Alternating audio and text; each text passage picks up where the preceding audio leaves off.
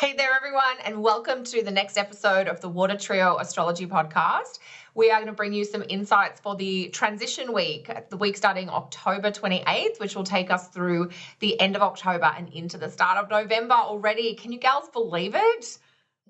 Only 1 month of Jupiter and Sag to go. I know. And then on social media, people keep babbling on about it's the last 3 months of the decade. And I'm like, don't we already have enough pressure just trying to get to the end of the year? Now you're trying to make it about the end of a decade. I mean, it is, but still.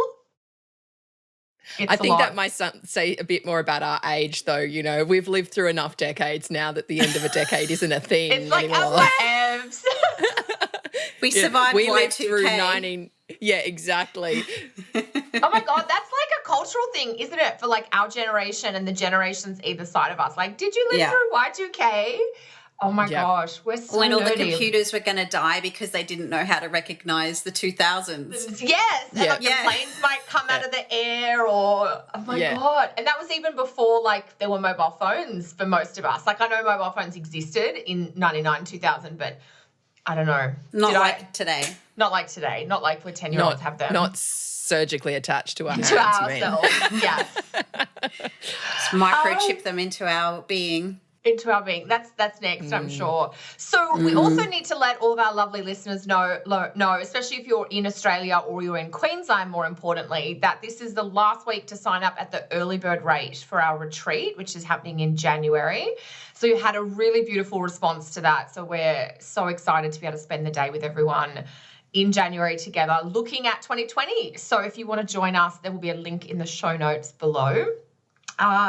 So with that little message from our sponsor out of the way, we can get on to the astrology of this week. And it's a big week. I mean, it's the spooky week of the year with Halloween is a bit, certainly a modern version of something, but it is connected to the old pagan celebration of Samhain, and there's a lot of energy about, the Day of the Dead. Even in the Catholic faith, they co-opted that with All Saints' Day at the start of November. So there is that energy, I guess, and that's totally Scorpio season, isn't it? What astro are you gals excited about for this week? Well, it's a big week for me because it's my solar return week. Yay, so that's exciting for me. Happy birthday. But yeah, I think I'm kicking it off, aren't I, with the Sun-Uranus opposition, which is all kind of tied up in that new moon. But we did speak about that new moon last episode. So if anyone does want to catch up on the new moon in Scorpio, refer back to last week's episode. But yeah, you know what? I was thinking about this Sun-Uranus opposition. And do you remember that movie back from way when called The Abyss, a James Cameron movie? It rings a bell. It was all about deep diving down into the depths to try to bring this submarine up or some sunken ship that had a nuclear warhead. And then they got to the bottom and they found aliens. And it was kind of it's just this weird kind of Scorpio dig into the depths and find something totally unexpected. It's what's down there? It's not really what you think is going to be down there, but it was this friendly alien race that just wanted to help and promote love into the world. So, yeah, I just thought that was very Sun in Scorpio. When you said aliens, I'm so that would not be my movie. But then you said friendly aliens. I'm like, well, I could probably find out about friendly aliens. This is James Cameron. This is Titanic director. Yeah, it's quite a big movie at the time. Titanic, so I've heard about James Cameron.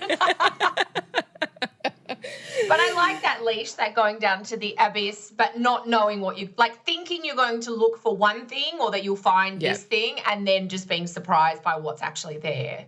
Yeah. And I won't go into the whole plot because there's this whole thing about thinking they were going down there to actually die, but they were doing it on behalf of the human race to stop this missile from exploding, and then the kind aliens actually helped them and brought them back up to the surface without decompression sickness, which is quite a major thing. So it was just that kind of sense of, digging into the depths of ourselves and perhaps, being the opposition. This is potentially about looking, well, what's opposite you, which is often your partner or somebody that you're in relation with, and having that unexpected event come up or unexpected conversation. You know, maybe it's digging deep together to work out, well, what needs to happen? What do I need to know about myself from you? And maybe it's something that's surprising that comes back. It could be surprising good, or it could be surprising, yeah, I don't know if I really want to accept that about myself. So finding ways to take that on board and seeing whether or not that's your reality or their reality and where those two things meet. But yeah, it is a chance to really have that deep dive, which is what all of this Scorpio season's about, really, isn't it? What about you, gals? Totally. What do you think about this aspect? Well, I'm a bit croaky this morning. Sorry. I clearly have not had enough chocolate. Sun-Uranus, I always think is fun for self-discovery. Even at like a psychological, who am I? What are the weird things about myself that I should know but that I don't? You know, sometimes we do try to deny our quirkiness to fit in or to be accepted. And I think a Sun-Uranus aspect is a great kind of invitation from the cosmos to sort of celebrate the parts of you that may not be sort of conventional or aren't straighty 180. You know, just wear something that you want to wear because it makes you feel good. Don't worry so much about other people's opinions or acceptance, if you like. So there is something about authenticity and breaking patterns or breaking habits that can be limiting. And so I think with pattern breaking with Uranus, there's a liberation or a freeing quality that actually gets you closer to being authentic. But yeah, and I just love the restlessness of Sun-Uranus, which is like, I can't do this anymore and I'm just going to try something different. And then that something different just comes from this really core, real, raw part of you. And it's so good that you finally get it out. What about you, Cass, though? Do you have any thoughts on this one? Yeah, I have a few. I mean, I'm the owner of a Sun-Uranus aspect. So I do really find that, you know, this, at least in the sky, this is one that only happens once a year. The Sun opposing Uranus is an annual transit. So, you know, it might be this period where you realize there's a few rules that need to be broken, or perhaps where you are, you know, doing something because you feel you should do it, but really you don't want to be doing it. And, you know, I think it's a little bit of a proverbial middle finger as well as Sun-Uranus aspect, because, you know, I think in our younger years when we're dealing with Sun-Uranus, it can feel a little bit like rebellion or rebel without a cause. But this aspect kind of happening, you know, with, so much Scorpio involved, it might be taking that deeper look in, you know, why am I doing these things and why am I creating these patterns and or habits or repetitive situations in my life. And the opposition might kind of bring that stretching, or that I'm going to look at things from a different perspective and work out how I can break things or shake things up or liberate myself from things that have been enclosing me. I really do love a good Uranus transit, I'm not going to lie, because it can really break you out of just a rut, which fixed signs can find themselves in without even kind of really knowing, because they're just in that repetitive cycle because it's safe for them, right? So if you get a little bit of a restlessness feeling here under this transit, and then you can just sort of break free of something, and that might be a little bit of a tremor on the Richter scale, or it could be a massive earthquake depending on where you're at. Love it. Yeah. And it's great that it's happening with the new moon, because it's like you can really, fresh, really breaking. It's like Very totally fresh. wiping the slate clean, take all the pieces off the chessboard and start again. And, owning quite a bit of Scorpio here, we do tend to delve around the depths, and it's nice to have that antidote shot in the arm from Uranus in Taurus to go, you know what, you don't always have to be down there all the time. You can come up here. It's nice up here. It's pretty up here, hang out in the garden for a while. Stop digging in the caves. Yeah. And that's why we're such good friends, Lishi. I know. Our Taurus Scorpio bits play off each other. Your Mars in Taurus, my Mars in Scorpio. Oh my God. I just realized we all have fixed sign Mars. I predicted Yes. digression coming on here now.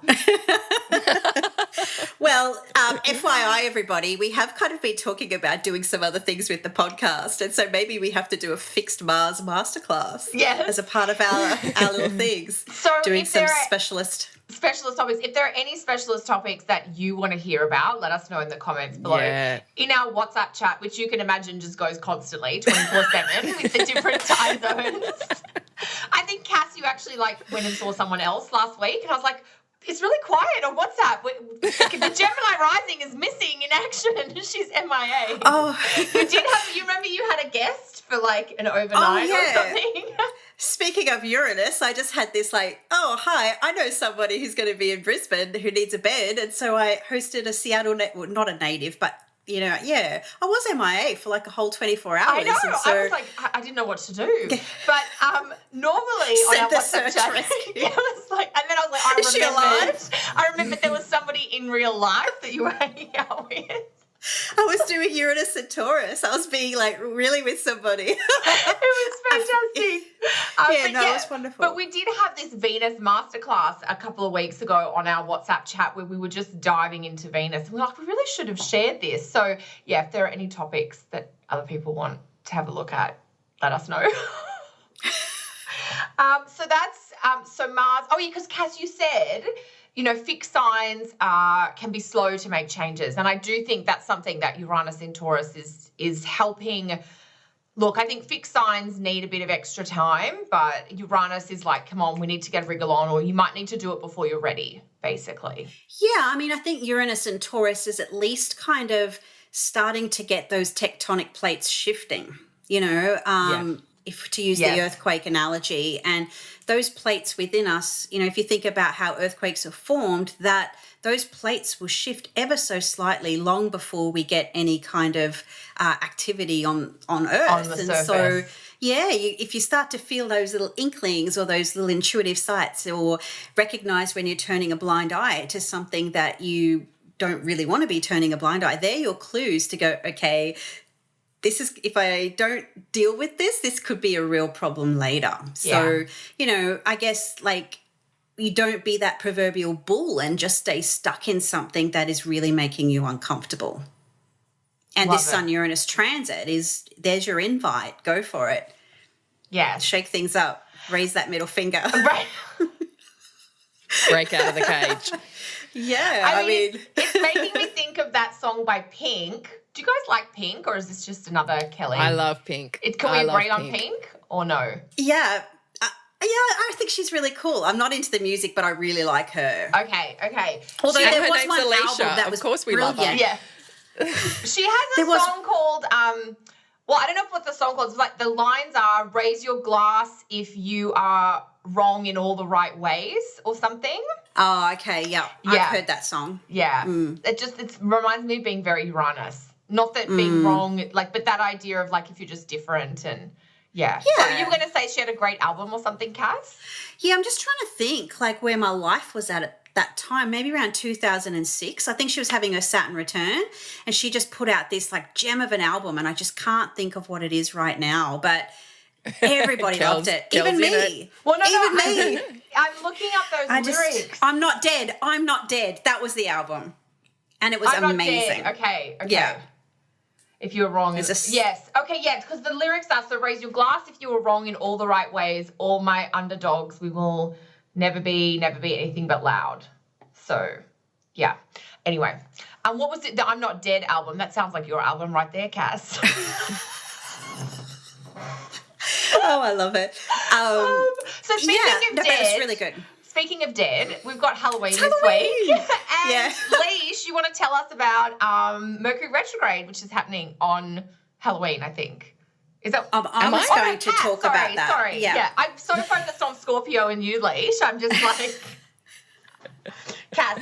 I can. You can. No, Cass has some good thoughts on this. I saw them on the internet already, I think. Yeah, I just had this moment of inspiration. I had a few people this week, or last week when you watched the video, just have these kind of issues around the Mercury retrograde shadow, and they were relationship issues. And so I guess my point was that this retrograde cycle is kind of twofold. There's two things here. Firstly, the station retrograde happens exactly conjoined Venus. So there's that sort of Venusian quality too. And also all the Scorpio stuff is looking to Mars in Libra as these planets go through Scorpio. So there is the relationship component there. I've had a few people contact me. They've had someone from their past, an ex, come back into their life. People messaging out of the blue that they thought was kind of done and dusted, just these type of typical retrograde things. And so I think, every retrograde is created a little differently. I don't think they're all just the same, even though I did have a message from my bank yesterday, saying there was an unauthorized login. I think it was just a spam thing. So those kind of crazy things are happening as well. But this Mercury Venus, with Scorpio being the key sign involved, the Mercury retrograde, all the rethinks, the redos, the communication stuff is really how we're connecting in relationships, how we communicating our core desires, the core intimacy stuff, the vulnerability, what are we sharing? What are we holding back? And, there's this kind of I love the topic of aversion, and, Mars and Libra can't see Scorpio. So it's what are the things are we the blind spots or the things that we're turning away from? Where are we just turning a blind eye or keeping the peace when really we were no, let's just drill down on this and let's sort it out and nut it out. So I think for a lot of people, the Venus, there's a Venusian component to this Mercury retrograde. So it's huge relationship key issues around, not just how's your day, dear, but really connecting, really talking, that really Scorpio soulful, really warts and all, this is who I am. I want to be really connected to you in the most really raw and passionate way. But you've got to sort of open your soul to do that. I heard something and I shared it on Twitter and it's gone a little bit crazy. It's Scorpio season, and I related it to Scorpio season. I was listening to some random podcast and they said, show your scars, but not your wounds. And I think that's very poignant. For that connection, you have to be really, I'll show you my scars if you show me yours kind of thing. Yeah. But showing wounds is a bit messy, and it depends on the situation and depends on the relationship, of course. But I think these are sort of themes that are just permeating the things I'm noticing on the internet as Mercury is slowing right down.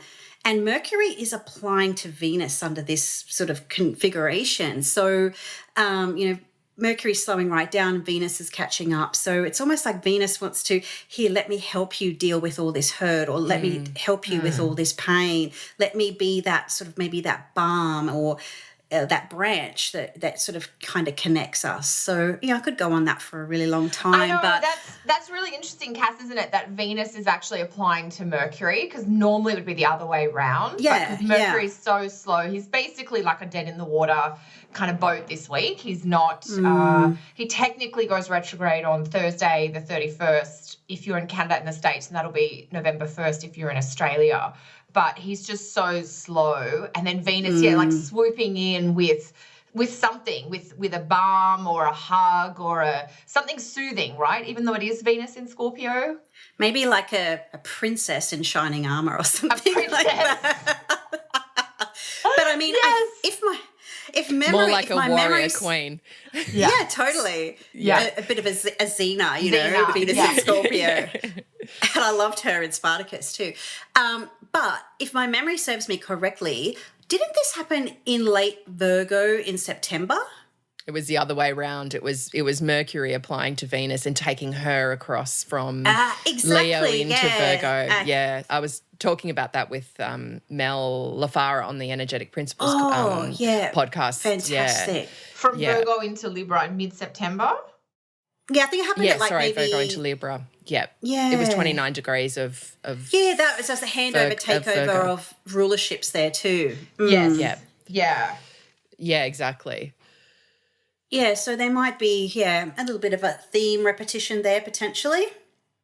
Yeah, it is a really interesting thing, the Mercury-Venus, the coming together of one moving slow and the other catching up, and then Mercury going to go backwards. Like, it's also like a handing over because they catch up and then they're going to go in different directions because Mercury will then come backwards from that point, whereas Venus will go on to other things. So almost like an opportunity to cross paths with someone or to exchange something with someone Wednesday, Thursday that is like a one-time chance, if that makes sense.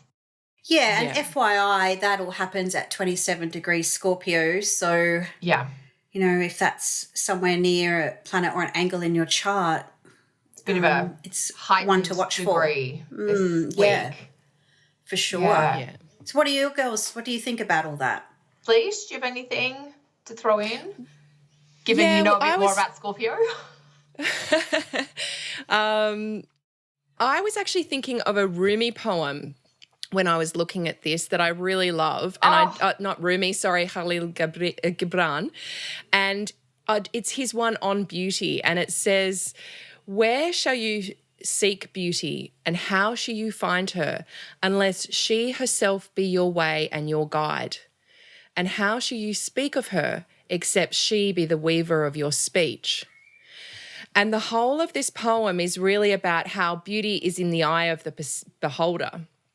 And it's like, okay, so where am I standing and what do I need? And it's almost like that point where we can speak out deeply about what is valuable to us or what's beautiful to us or what's important to us. Yeah. And I love what you're saying, Cass, about how it does relate to relationships and bringing that theme in, because there is that whole thing between them of, you know, they've travelled together pretty much since the end of Virgo, quite closely through Libra and now into Scorpio. And, you know, it's like we're really being able to speak our words of love and open up and share. And with this happening in Scorpio, it's like, I don't know, like what you were saying is I'll show you my scars and not my wounds. I'm not sure that I agree with that 100%, because I think to be in a close and intimate relationship, you actually need to share where your wounds are so the other person knows where to take care and where to nurture and where to be compassionate, and where to help and where possible harm can come from.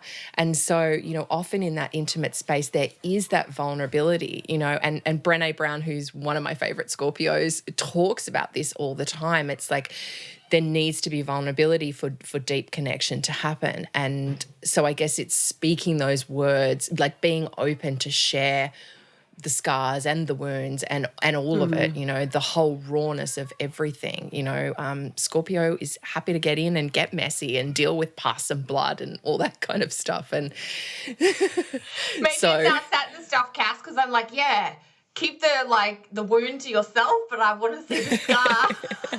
It's like, yeah, it's my Libra bits going, ooh. But yeah, I'm happy to watch the blood and guts on TV though. But no, seriously, I think, you know, it depends on the nature of the relationship. You know what I mean? Yeah, like absolutely. if you're starting to date somebody, like I don't want your mother issues straight off the bat. No. But or on the internet is probably not maybe the most appropriate place to share the wound. But, you know, if you've healed and then you're, you know, as much as you can be, then you're in that real place of being able to heal others. But when you're still, you know, reeling or oozing the pain, then you're kind of like in a different state. So I think that's kind of, I totally agree with you. But, you know, when you're already got that connection and got that intimacy and Absolutely. got that commitment, then yeah, that's what they're there for, is to, you know, help you like dress the wounds, so to speak. But yeah, I think that's part of the Scorpio thing too, is like, who do I trust in showing these parts of myself too? Yeah, and a Scorpio who is with? Trusted, Scorpio who's trustworthy will show up all the time. Like, this is loyalty, this is perseverance, this is sticking with it through thick and thin. But as you say, Cass, there has to be that connection first, that level of trust and loyalty first before any of it will happen. Yeah, and that reminds me of the throwback to your Jodie Foster quote, show up and stand beside them, or something along those lines. Yeah, something like love means being there, or I was just thinking about that. Of course, now I have to go and find it. I was also thinking about Khalil Gibran's poetry release, which I love as well. And he has a beautiful piece on joy and sorrow where he talks about your joy being your sorrow unmasked. And then he sort of goes on to say that the deeper that sorrow carves into your being, the more joy you can contain. And that sort of light, dark, you know, the higher you want to go, the more lightness you want to bring in, the more aware of your darkness or your pain you have to be. That interplay feels very much in this Venus, Mercury, Scorpio. It's, first of all, it's unusual to have Venus and Mercury in Scorpio together at the same degree to start with. You know, they're both in Scorpio every year, but they're not always in Scorpio at the same time. And then to have this very special, one of them stationing fairly bright in the sky and then the other one coming along. There is a real poignancy and a potency to what can be expressed or what can be shared with this particular combination.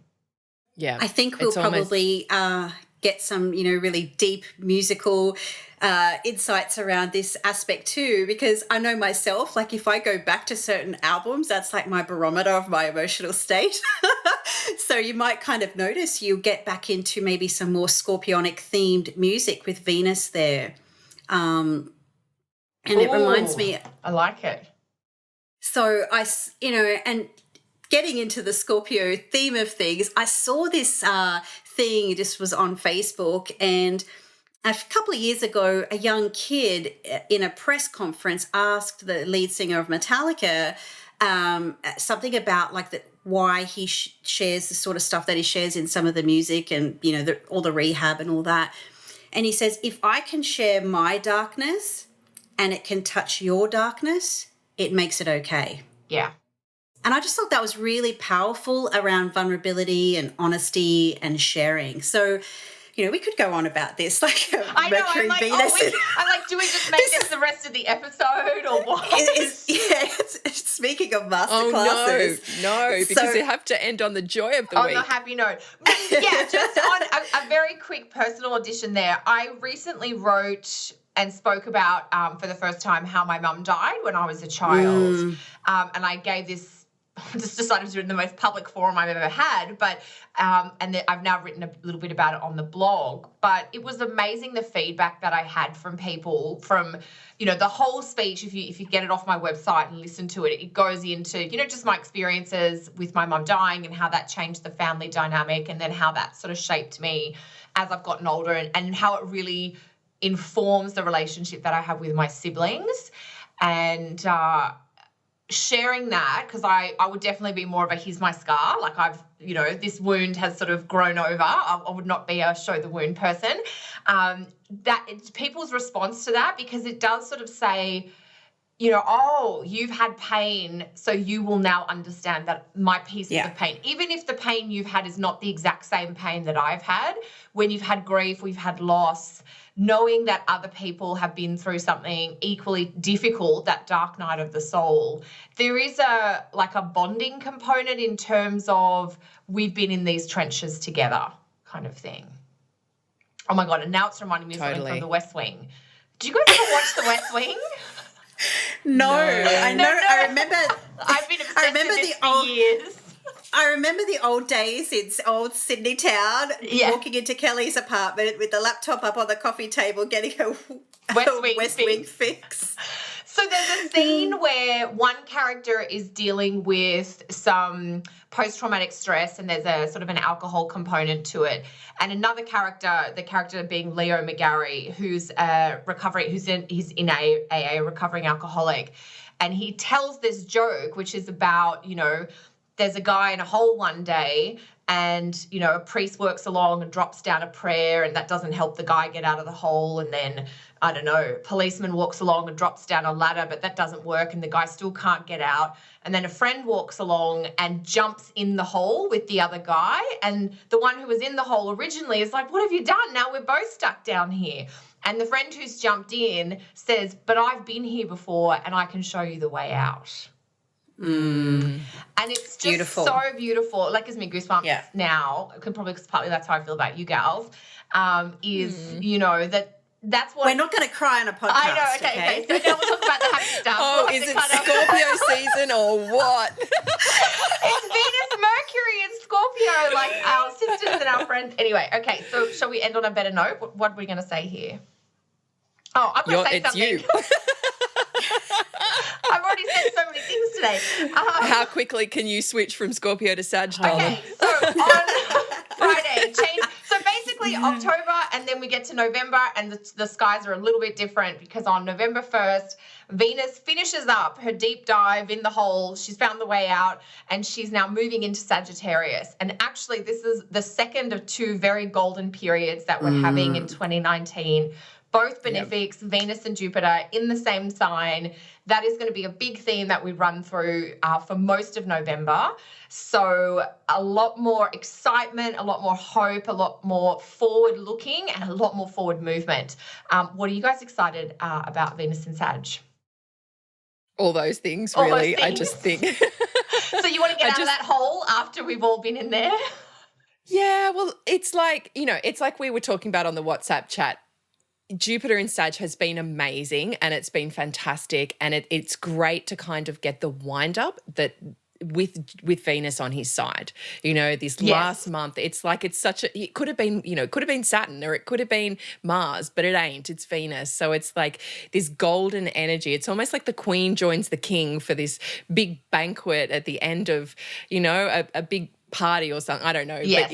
But, it's this sweetness and nobility and this confidence. And I think for anyone who's just trying to get the last squeeze of juice out of whatever Jupiter and Sag project they've been working on, this is really a chance to do that and to speak lovely words to people and be able to connect with people. And I think I've got... There you go, the joy. Oh my God, that is so perfect because childlike joy is like very And speaking sad. of the Sag, Hello, Yes. meet my Sagittarian. Off you go. Bye-bye. Beautiful. I think that's Yes. so perfect. That enthusiasm, Yes. right? Yes, absolutely. Just the inspiration. So, yeah, totally. Cass, any thoughts on Venus in yeah, Sag? totally. Like, I think, 2019 hasn't exactly been the most. And this Oh, was speaking Merlin. of joy. Yeah. She walked into the room when Leisha's little boy did. Off you go. Go, please. I mean, I think this is a lovely, icing or frosting for our US friends. Nice frosting on the cake. Beautiful, Leish. It's Meet Hi, the Lily. Family episode. So Yes. here's the Scorpio and there's the Sag. Can you please go, darling? I'm recording. Bye. Love you, Lily. Okay. So as I was saying, this hasn't been like, peace, love and brown rice year for most people. Had its challenges and things like that. So perhaps the exuberance or the abundance that was suggested in January when these two planets first connected, Yes. maybe you weren't ready for that, or the situation wasn't right. So now we've done the cleansing, we've done the Marie Kondoing, We've done all the shedding. It's like, okay, I'm ready for a second chance of some real good stuff. Yeah. That perhaps I thought I was ready before, but whatever was taken from you in January, there's almost like a second chance around, I think, or whatever was lost or didn't work out, is a second chance of the apple or second bite of the apple, I think, with Yes. this second conjunction, which doesn't happen till the end of November or the 24th, but the month of November is flavored by this energy. So it is nice to kind of perhaps bookend this year with these two really joyous connections. Yeah. So you might find there's a bit of an overlay of theme around the experience of January with the experience of November. Yes. Oh my God, so much so. I'm really looking forward to it. And in fact, the online course that I'll be teaching in November is totally inspired by this double goodness energy. Good. Yeah, it's going to be called Benefits and Blessings, and it's basically a 3-week training on how to find the joy, the happiness, the pathways to kind of satisfaction and contentment in your chart. So I've just finished teaching a class on how to counsel people about challenging aspects. So we thought we'd do sort of the counterpoint, which is where is all the good stuff in the birth chart. So anyway, we'll put a link to that in the show notes. that was me being a little bit premature because I'm just so excited about this Venus-Jupiter double header. It's so good. Me too. Any thoughts on that, Leash, from you at all? I think I was kind of I know interrupted you're like, mid-flow. oh my God, I just had my joy physically manifest in the room. Quite literally. I think I just, whatever I was saying before, it was just, I agree with you both. Sorry, I've been taken off track a bit. But, totally. This is real life. Mum's working, right? Yes, absolutely. So I guess that segues us into the end of the episode, really, because we're getting to that point. We're actually what have you a little guys over got? time because we talked about too much Moon in Scorpio poetry, or Venus in Scorpio poetry. What do you guys have going on? Or do you want to talk I'm about actually I'll be first. away. Okay, you go first. Go, Leash, go. I'm away. I'm going on holidays, which hasn't happened in 18 months. So I'm so excited. It's going to be surfing. It's going to be sand. It's going to be camping with the family. So, so you're Venus and Sagging right out of here. Yeah. I totally Getting on am. a horse and getting out. Going. Yep. Nice. Yep. So I am, however, if anyone wants to check out more on Scorpio season, I was a guest on Mel Lafara's Energetic Principles podcast this week. So please go on and listen to that and have more of a hear of us steeped. She's a Scorpio rising. So we had a cool conversation, all things Scorpio. Excellent. Cool. Cass? I've got my layering techniques, 4-week training starting on Halloween here in Australia and Wednesday evening in the US. So that's just how to combine all these predictive techniques that we know and build confidence and streamline your systems in client work. Excellent. And of course, I think Thursday, Halloween, October 31st is the last day to sign up at the early bird rate for our Water Trio event. So if you are interested in coming, you can save a little bit of cash by signing up this week. Otherwise, that's it from us, everyone. Let us know all of your thoughts about this week's episode in the comments below, and we'll be back very soon with another episode for you. Bye. Thanks, See everyone. you later. Bye.